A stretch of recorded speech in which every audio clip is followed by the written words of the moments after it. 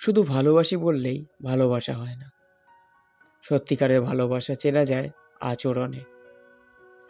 যে মানুষটা সারাদিন হাজারটা কাজে ডুবে থাকে, তবুও শুধু তোমার একটা মেসেজ বা কলের জন্য সময় বের করে নেয়, সেই মানুষটাই তোমাকে ভালোবাসে। সারাদিন কাজের শেষে নিজে ক্লান্ত থাকলেও যে মানুষটা তোমার খেয়াল রাখে, তোমার মন খারাপের কারণ জানতে চায়, অজুহাত না দিয়ে নিজের সাধ্যমতো এফোর্ট দেয়, সেই মানুষটাই আসলে তোমার। ভালোবাসা মানে শুধু সুন্দর মুহূর্তগুলো একসাথে উপভোগ করা না।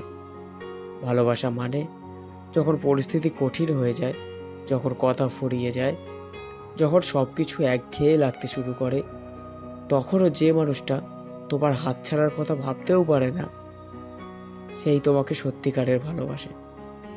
আর যদি কোনোদিন দেখো যত্নে খামতি পড়ছে, তোমার গুরুত্ব কমে যাচ্ছে, এফোর্ট দেওয়া বন্ধ হয়ে গেছে, তাহলে বুঝে নিও ওটা ভালোবাসা ছিল না, ওটা ছিল অ্যাট্রাকশন।